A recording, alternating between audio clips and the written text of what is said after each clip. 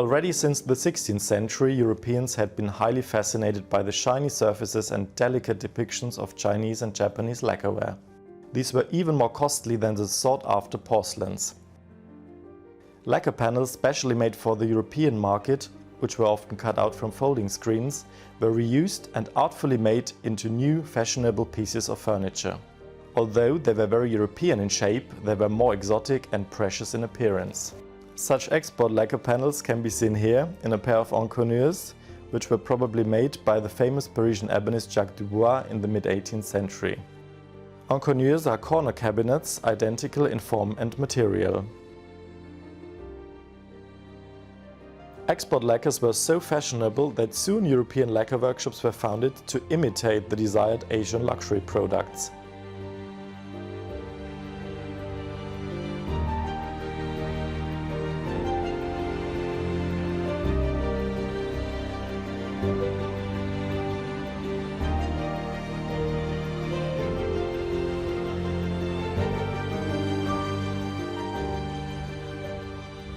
This lady's secretary, stamped by Pierre Latz, for example, was entirely made in Paris and imitates the even more rare and sought-after red Chinese lacquer. But in the inside you can see typically European veneered surfaces. You can find such imitations also on decorative objects, like this pair of potpourri vases from the Louis XVI period, which were used to infuse the air with pleasant smells of dried flowers and perfumed oils.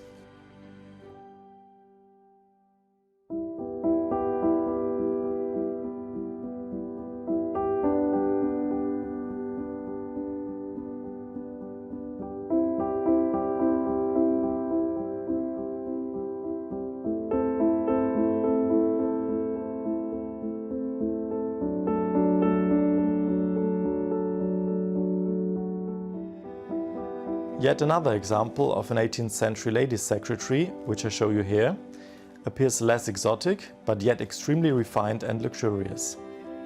This piece of furniture was made by one of the most important Parisian furniture makers of Dutch origin, the ebonist Bernard van Riesenberg.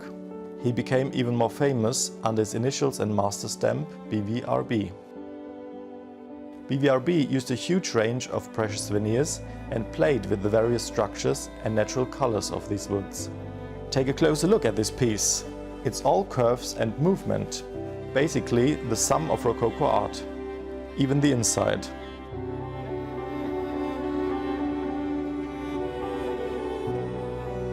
Robic Munich is specialized in 18th century art. This is a very short period compared to the stocks of other dealers. But it was a century which comprised the most different styles and fashions, from curvy Rococo to the most severe neoclassical forms, as you can see here. This ensemble comprises two carved Louis XV gildwood fauteuils with colorful upholsteries by the Beauvais manufactory,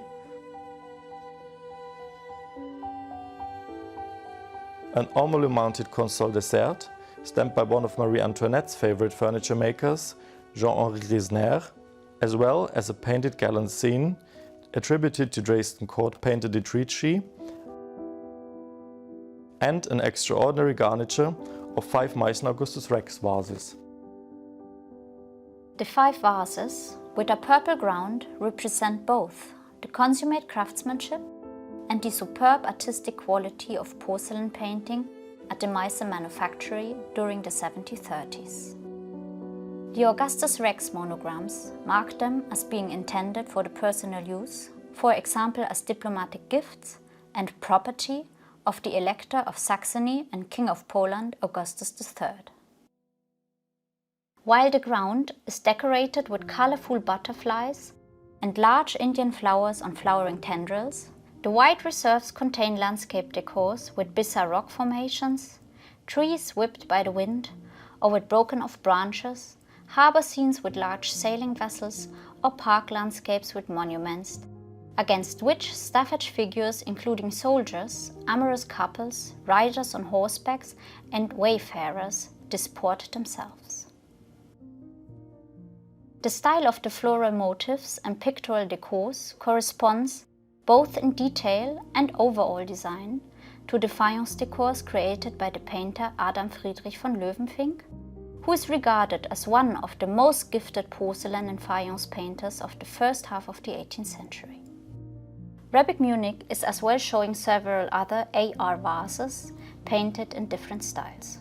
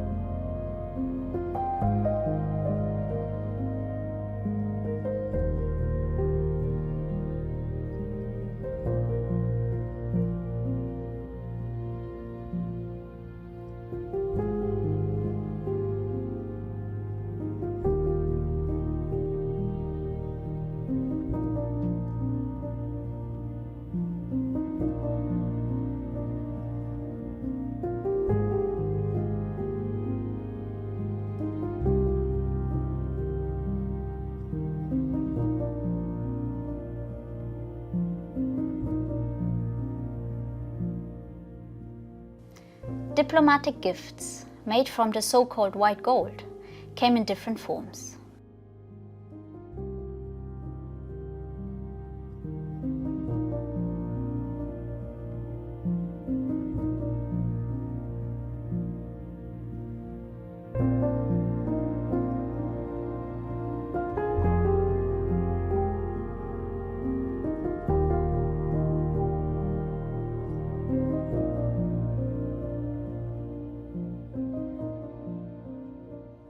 In the 1730s and the 1740s, Meissen manufactured several services decorated with the coat of arms of their recipients.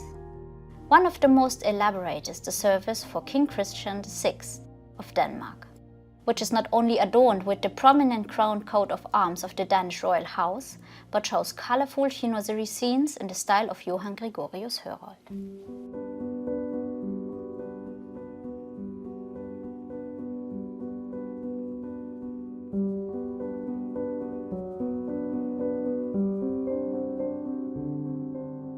The master of the painter's workshop entered the manufactory in the beginning of the 1720s.